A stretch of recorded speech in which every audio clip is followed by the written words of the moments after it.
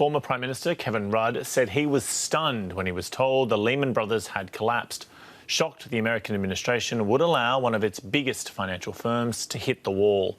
He says his decision to step in and protect Australia's banks saved them and protected the country from going into recession.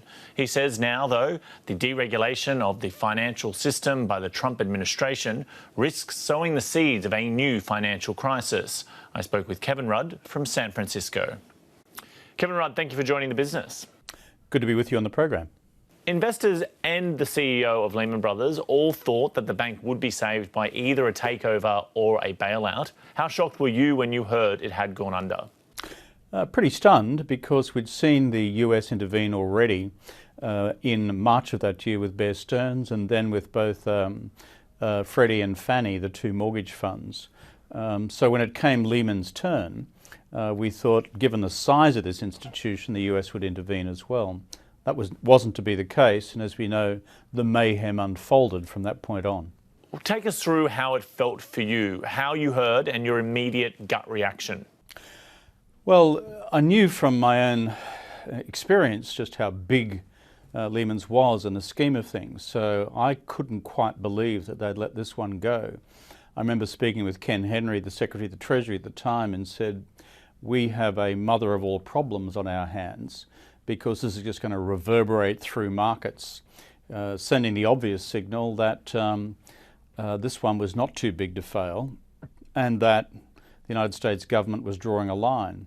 So therefore, we saw what happened within markets within 24 hours.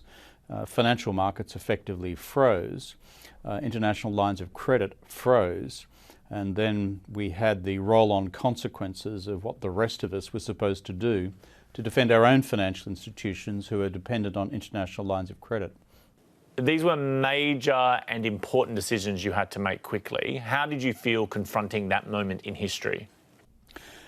The honest thing is we were calm in the period from when Lehman's went over on the 15th of September right through until what was called Black Friday, when share markets collapsed around the world in and around the 10th of October.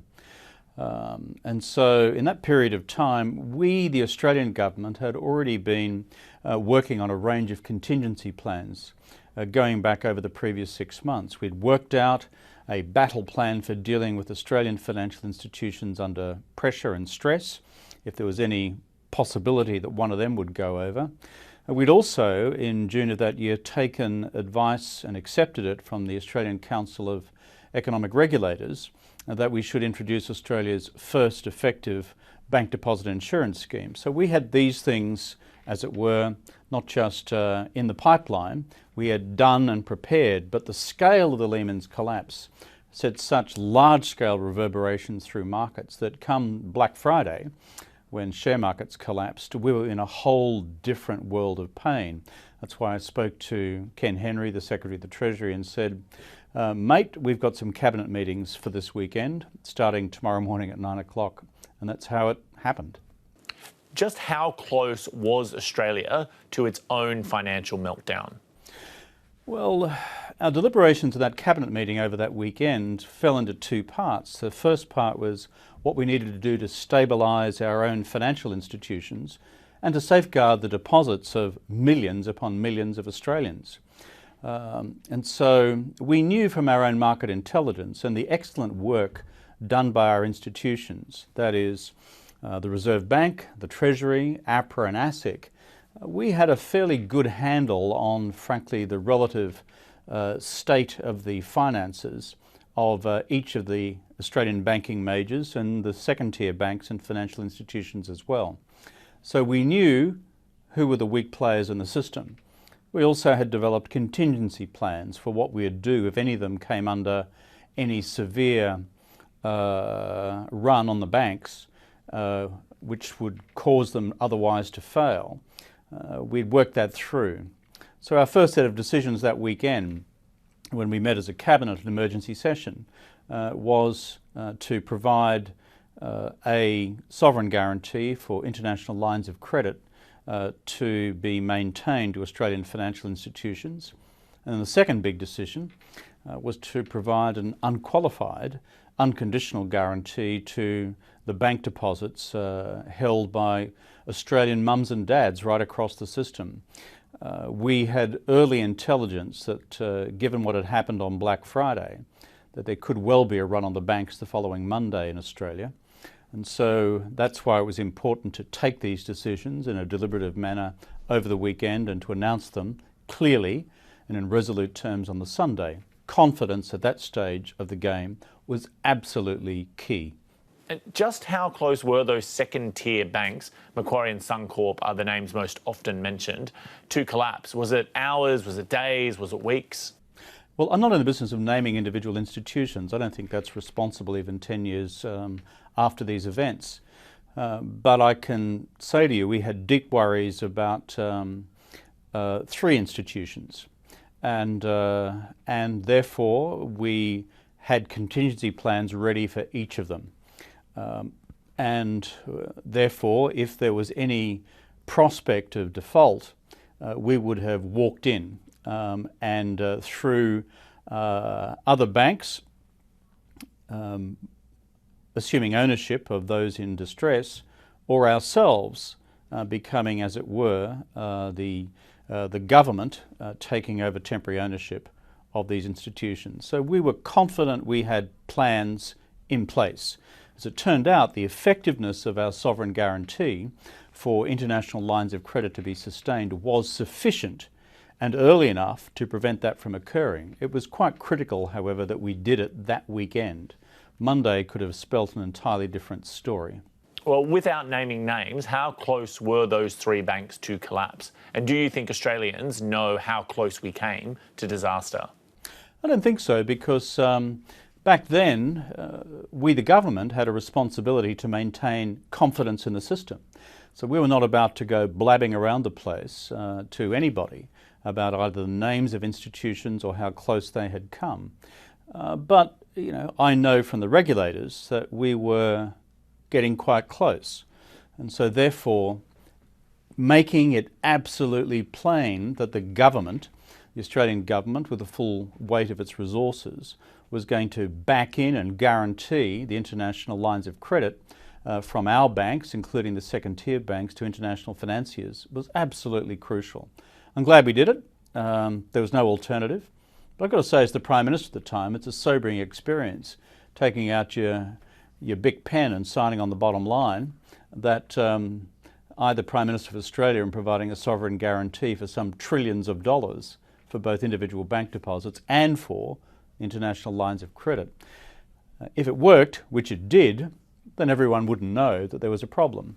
I tell you what, if it failed and one of these things fell over and we found ourselves exposed as a government as a result, then I would have been demonised in history for all time. But that's what you do if you happen to be running the show at the time. You embarked on a huge stimulus program.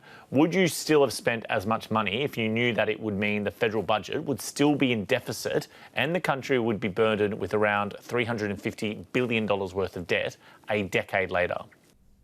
Well, the bottom line is, if you look at the state of budgets around the rest of the OECD, most of them have been adversely affected by the events of the financial crisis back in 2008. In fact, ours was affected much less than most other governments, and that's because we did not have to use or draw upon Australian government funds to bail out individual institutions. So that's the first point in response to that observation. The second is this. The Conservative commentary, led by the Murdoch newspapers in particular, and led by the Conservative parties in Australia, always fails to be honest in their own reflection as to what would have happened had we not provided stimulus to keep the economy out of recession. First thing is, had we gone into recession like every other economy in the world went into recession, the huge impact on both consumer and business confidence would have further retarded growth and our pattern and trajectory towards recovery. Secondly, even with the hit on growth which had occurred already prior to any stimulus taking into effect, more than $100 billion in tax revenue was lost. Were the Conservatives in power, that would have happened to them as well. And then thirdly, if we hadn't kept the economy out of recession, then we would have had an even a deeper hit on growth, and as a result, even less tax receipts coming in.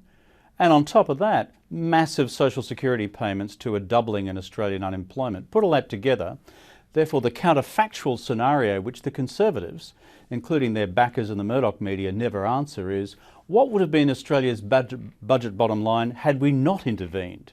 I would venture to argue it would have been of a similar order of magnitude, but we would not, under their circumstances, have avoided the mass unemployment which we did as a result of our stimulus.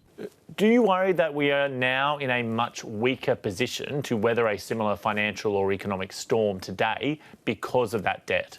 Well, let's also remember that notwithstanding the measures we took, which was a stimulus package of about 5.5% of GDP spread over about a 2.25 year period, as a result of that, we still maintained the AAA credit ratings from Moody's and Standard & Poor's, almost uniquely across the OECD. But secondly, during the course of the crisis, we picked up a third AAA credit rating, credit agency rating of, again, AAA in nature from Fitch.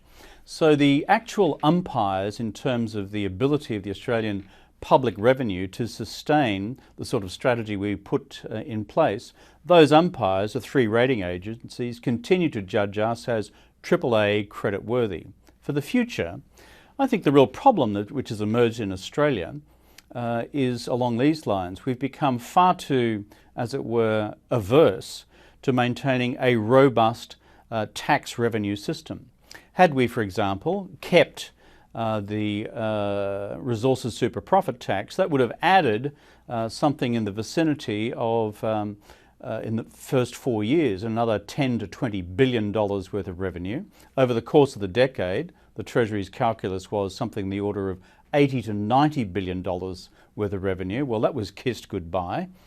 And secondly, this current proposal from the Conservatives, or as it's been, to further deplete the tax base by the series of cuts they're contemplating, erodes into the public revenue. Our problem is not really on the expenditure side of the Australian government. Against most international comparisons, we are a relatively modestly spending country. On the revenue side, however, our tax to GDP ratio is one of the lowest in the OECD. We need to repair the public revenue. That's the source of our structural problem with the budget into the future.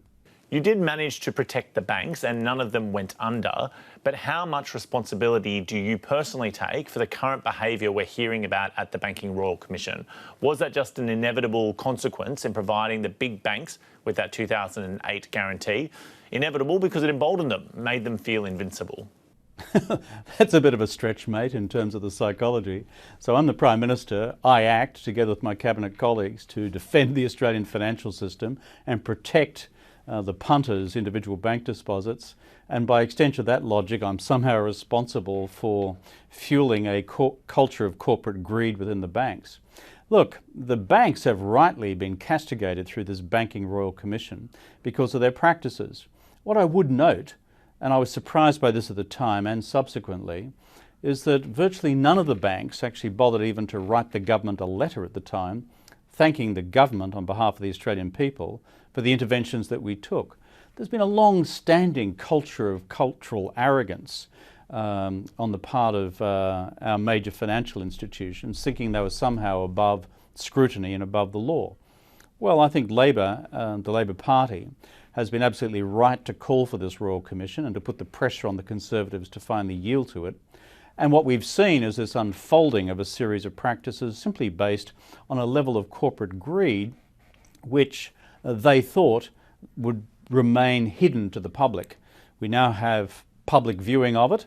It's time for this industry to pull its socks up, to acknowledge where the taxpayer through our government stood behind the financial system back then, and frankly to pay that back to Australian punters and to Australian households and to Australian small business through better banking practices into the future.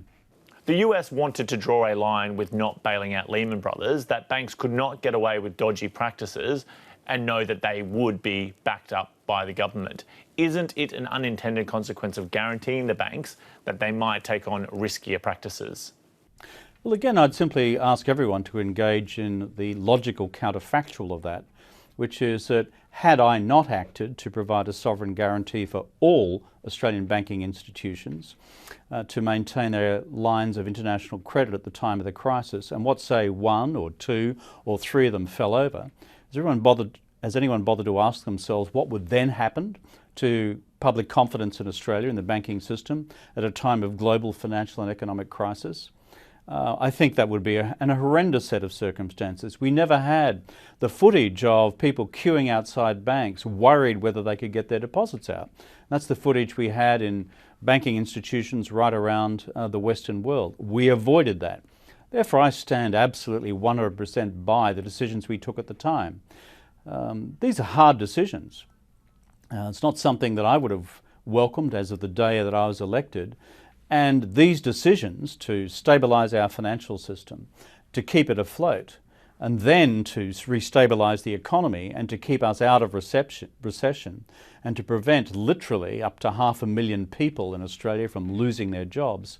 People can haggle about the detail, but frankly, given the information available at the time, I believe we acted entirely appropriately and exercised our proper responsibilities of care, not just for the financial system, not just for the economy, but for Australian households right across the country.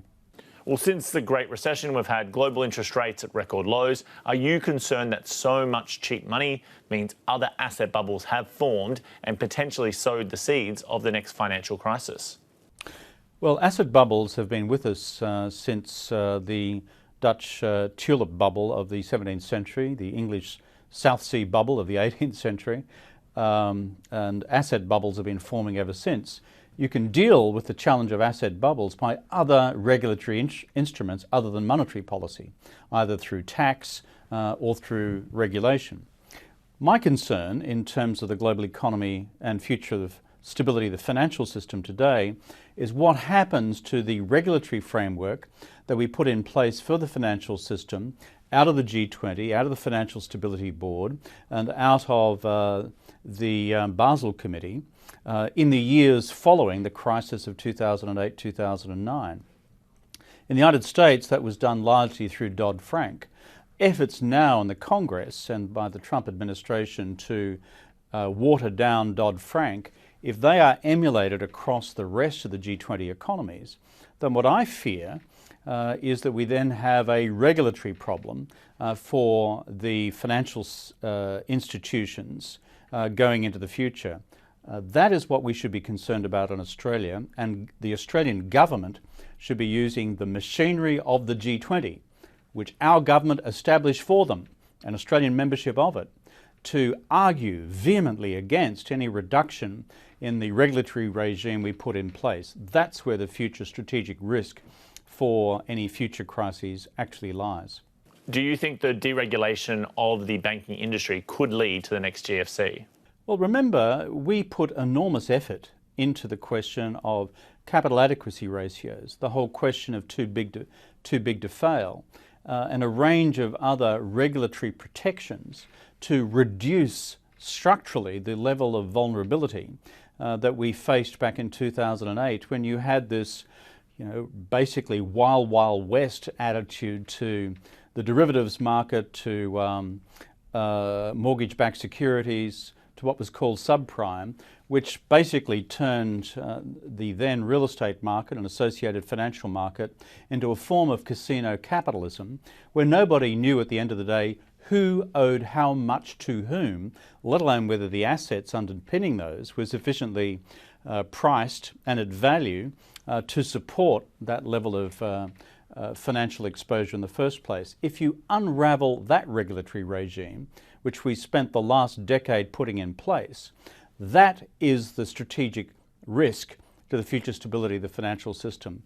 And we should be arguing firmly against that if there's any set of actions emanating from the United States in that direction. Investors have applauded the Trump deregulation program. We've seen stock prices skyrocket. Are you saying they underestimate the potential risk to financial stability? Well, investors in financial markets, frankly, in my experience, rarely have a concern for macro financial stability, macroeconomic stability, or let's call it the public good, how individual households are affected by the future stability of the system. And in a functioning capitalist economy, ultimately that's not their responsibility. It's the responsibility of government. But where you have an investment community pushing hard a new administration in the United States to dismantle the protections we put in place through the G20 Financial Stability Board process post-2008-9, that spells danger for us all. I mean, as Prime Minister, I worked overtime, not just to help establish the G20 as the premier institution of global economic governance, but also worked overtime to get Australian membership of it. Now, it's not there as a piece of window dressing, it's there to use and to argue against the emergence of future systemic risks to the integrity of the global financial system. And that's my call to the Australian government today, to hold the line against deregulation of the financial sector. I don't believe there is any reason to support that direction. The Australian household debt to income ratio has now reached a whopping 190%, one of the highest in the world. Most of that is wrapped up in residential housing. Do you think we are now much more at risk of our own mortgage meltdown? Look, I've not lived in Australia now for the last 3 years, so I don't wish to provide loose commentary in the current state of household indebtedness or systemic risk within our own local economy. My comments in our interview today have been focused on, let's call it the global financial architecture. I think within Australia, governments should always be concerned about the excessive growth of private sector debt, whether it's by corporates, whether it's by banking institutions, or whether it's by households. But there are other regulatory mechanisms and tax mechanisms available to governments to bring that risk to heal over time.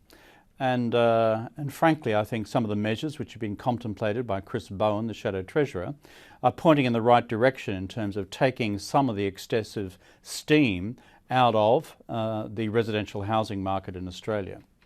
Kevin Rudd, thank you for joining The Business. Good to be on the program.